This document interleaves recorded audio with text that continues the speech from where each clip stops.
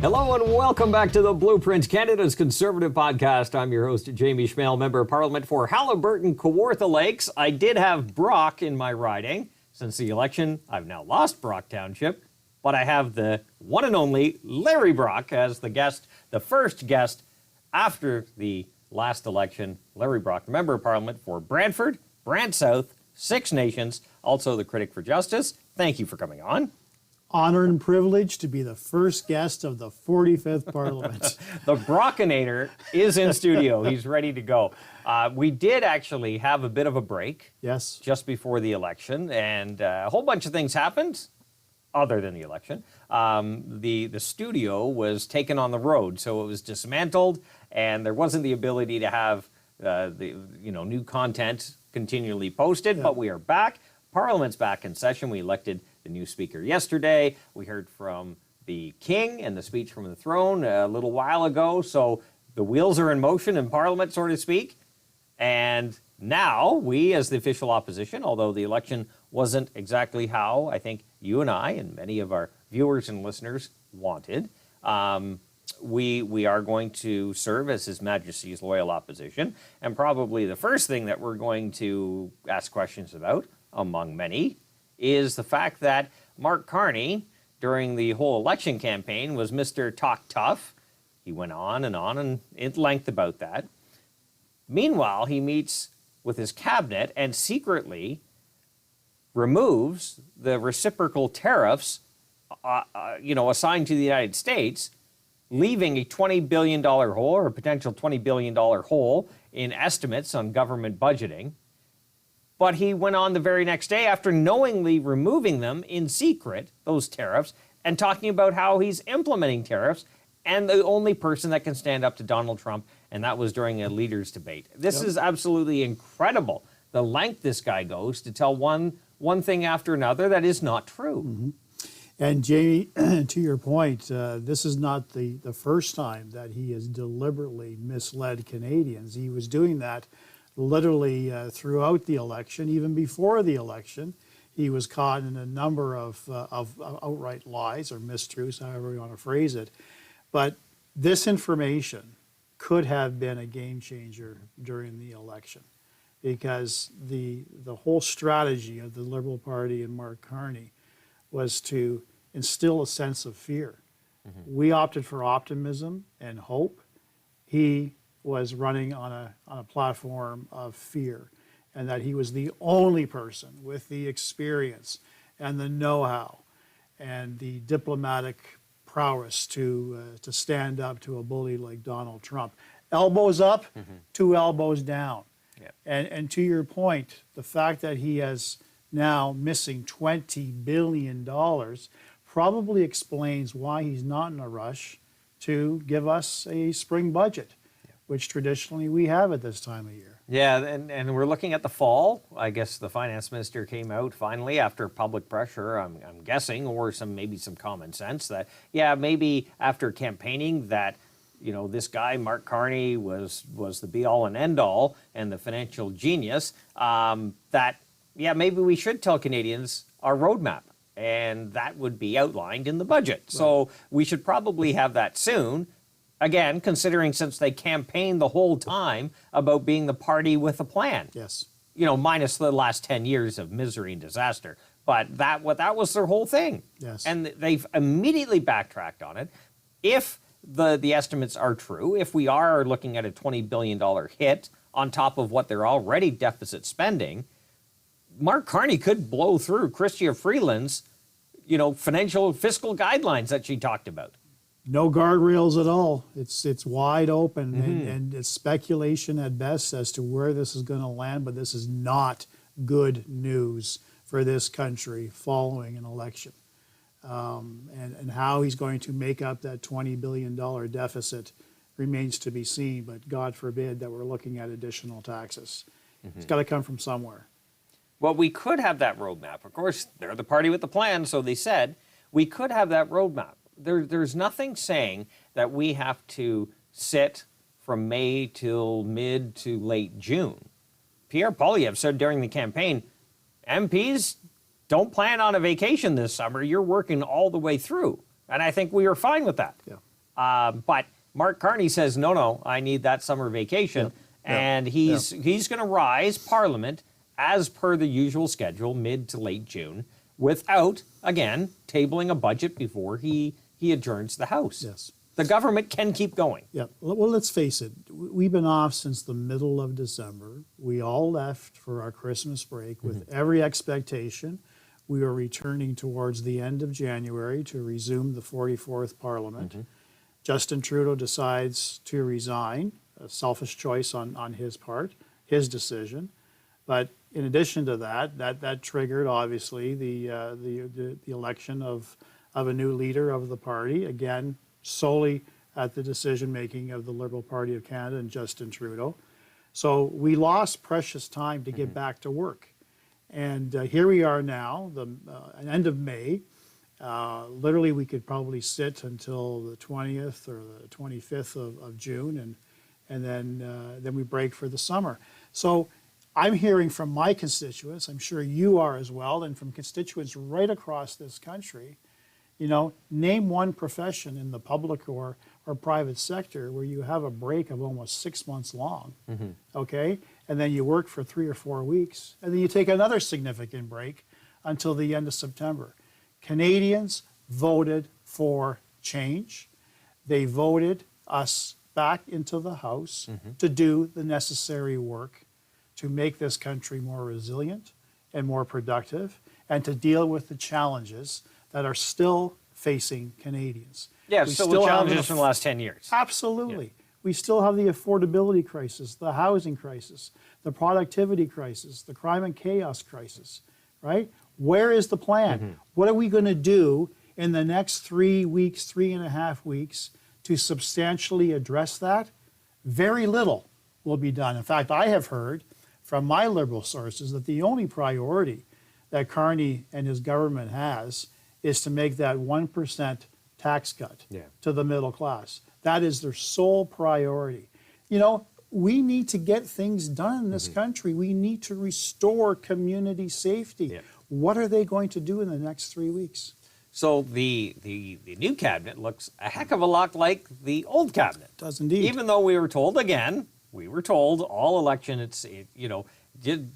they switched out the bus driver. It's the same bus company, same bus route, same bus, but it's different somehow. Then they throw in the new cabinet after the election. It's the same faces that brought us the misery of the last 10 years. So, you bring in a justice minister, the Sean Fraser, who broke housing and broke immigration. Yep. You have a housing minister from British Columbia that was responsible for some of the highest housing prices in Canada, if not, some parts of the world. The list just keeps going on about the failures. We're not going to get any better, despite the fact that we have a new bus driver. It's the same thing. And not only that, Sean Fraser, the justice minister, wants to solve the crime and chaos from a laptop in his living room. I was absolutely gobsmacked when I heard that coming from him. Now, you got to remember, and I'm sure you do, and I'm sure many listeners, watchers of this program will remember, Sean Fraser wanted to resign from politics so that he could spend more time with his family, right? That was the overriding message. Of course, that changed when Carney becomes the leader, and all of a sudden, he could find some time to be away from his family to get back into government. So, the Attorney General and the Justice Minister is a very significant portfolio. It requires boots on the ground. It requires you to see the circumstances that are existing. It requires people to talk with justice partners from across this country, talk with police officials, etc. You can do a little bit of that via Zoom, but you don't have the same ability to see what's going on in our courtrooms. And that's something that's near and dear to my heart. I can't remember, maybe apart from the last female Indigenous Justice Minister, Jody Wilson-Raybould, the last time they actually hired someone who had criminal law experience. Now, we know that Mr. Fraser is a lawyer, but he's a corporate lawyer, and he spent probably no more than 1.5 to 2 years working at a significant downtown Bay Street law firm that probably practiced no criminal whatsoever. We had the same thing with David Lametti. You know, you need to have a feel of what it's like to be in the trenches so that you can appreciate the challenges and the obstacles that victims are facing, that police officers are facing, the frustrations of judges in terms of significant penalties that they wish they could have to make sentences more meaningful that are simply not there. You need to be part of seeing the problem to be part of the solution. That can't be done from the comfort of your own home in New Glasgow, Nova Scotia. So with all due respect to his family, I'm sure they love the idea of having the husband and the father back at home. But this country, in that particular portfolio, demands so much more. But wait, the Liberals will tell you they now have a Minister of State for combating crime. Exactly. So, why? We already know what the problem is. Do you really need to create? We don't need to Right. have someone study it and to examine it and come to the same conclusions that the premiers of all provinces and territories and police chiefs and other interested law partners have already indicated. We need to make changes to the criminal code now. Yeah, we already know what the fix is. Yes, not months from now. Let's get it done. Let's end the catch and release. It's a simple formula. We need to amend that provision of the criminal code that allows the catch and release to flourish and to exist as it has since 2018, and that's known as the principle of restraint. Repealing that brings back a balance that has sadly been missing in our criminal justice system. It would empower judges, empower justices of the peace to get back to the grounds for detention, the priority of keeping the community safe and keeping those habitual serial offenders who make promise after promise after promise to abide by all the conditions of the court just to get released from jail, only to commit the same offense 1 hour later. Removing the principle of restraint would give the power back to the courts to detain those individuals. Simple, common sense solution. But we know this. The Liberals, I'm sure, have heard this many times. Of course they have. I would like to hope they did. So by creating this, clearly, all it sends to me is they're kicking the issue down the road. They're not going to do anything about it. Our communities are not going to get any safer, and they're going to kick this down while they study this issue for I don't know how many times we've gone through this. Because they're soft on crime, Yeah. hug a thug mentality still exists to this day. If there was going to be a change, Mark Carney talks to Canadians as if he's a change maker. Oh, yeah. Okay, yes, I inherited some, individuals from the previous government, but this is my government now, and I'm the prime minister. If he truly felt that way, he would have personalized a mandate letter to Sean Fraser as his new Attorney General and Justice Minister, and he would have laid out a series of recommendations to restore community safety. He talked about it during the campaign, and I was sadly disappointed to read in that generic one-page mandate letter to all of his ministers not one word about community safety. No, well, he also talked about during the campaign building pipelines. It doesn't look like we're going to be expanding our energy industry anytime soon. Not at all. Right? They talk You've that got game. conflicting messages. Yeah, they talk that game, but it's kind of a wink and nod to their activist base, right? Like, we'll tell these people over here that we'll build some pipelines, expand the energy industry, big thumbs up. But on this side, they keep the tanker ban, they keep the No More Pipelines bill in effect. So no matter how many times they talk about A, they'll never achieve it because B is blocking everything from happening. Nobody's going to invest in Canada when you see that kind of hurdles that you have to get through in order to potentially maybe a decade later get to a yes. Classic bait and switch. Yeah. Okay, and this is how he secured a victory. He made promises that were appealing to those Canadians who were not thinking about voting Liberal again, or those fence sitters as deciding as to whether to go conservative or liberal. He presented a plan of sorts that appealed to them, and he's under-delivering immediately post-election. Yeah, and unfortunately, the issues that when during the campaign, when the fever about Donald Trump and what he is going to do, what he isn't going to do, what tariffs, what he isn't, when that kind of died down and people took a step back, they remembered the issues of the last 10 years are still the issues of today. And you mentioned a bunch of them, the affordability, can't buy groceries, housing's out of control, crime is in our streets, ongoing from there. That's still there. And the Liberals will have to deal with that at some point, or continue to air fingers, quote, study it and kick the can down the road while people suffer. All the more reason for Mark Carney to take a suggestion, as our leader has indicated, steal my ideas. Let's work together to make this country safe and more resilient and more productive. I encourage you to steal as you did during the entire writ. Well, one of the greatest things he could have done was cancel the summer vacation. I don't need personally, as the shadow critic for justice, I don't need my attorney general on the barbecue circuit down in the East Coast, or occasionally going across Canada flipping burgers and pancakes, etc. I need him to make those necessary changes to the criminal code. Okay, and the same can be said for the myriad of issues that are facing Canadians. Yeah, I agree.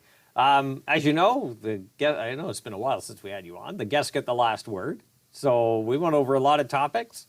We had the election. That's an interesting one if you want to opine on that at all, but the floor is yours.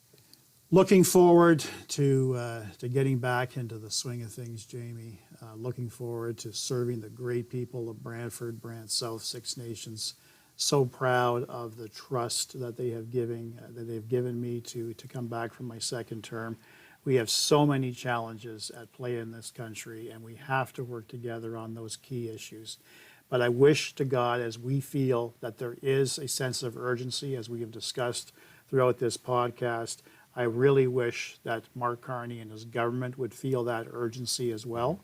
And we just hope that we can work collaboratively as quickly as possible to give some relief to Canadians. All right, Larry Brock, thank you very much. The Brockinator. Thank you. Thank you for being the first host or first guest of the Blueprint. It's an absolute honor and privilege, my friend. Coming back after the last election into the 45th Parliament. Thank you. It's good to have you. The Brockinator on the Brock Print, or the Blueprint. And yes, we are going to be back on the air with new content for you every single Tuesday at 1:30 p.m. Eastern Time. Don't forget to like, subscribe, comment, and share this program. Tell your friends they can download it on platforms like CastBox, iTunes, Google Play, and Spotify. You name it, it is out there. Until next week, remember, low taxes, less government, more freedom. That's the Blueprint.